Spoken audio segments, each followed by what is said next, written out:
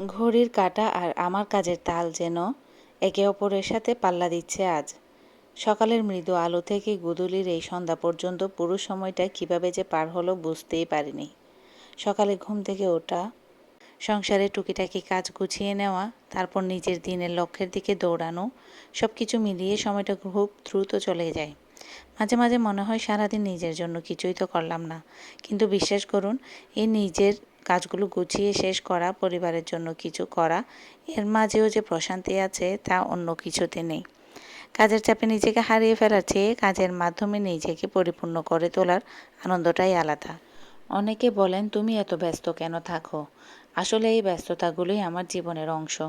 আমি যখন কাজ করি তখন আমার মনে হয় আমি শুধু ঘর সামলাচ্ছি না, আমি আমার পুরো পৃথিবীটাকে সাজাচ্ছি। প্রতিটি ছোট ছোট কাজ যা আমরা করি তার প্রতিটিই আমাদের ধৈর্যের পরিচয় দেয়। আর এই ধৈর্যই কিন্তু আমাদের ভিতরের শক্তি।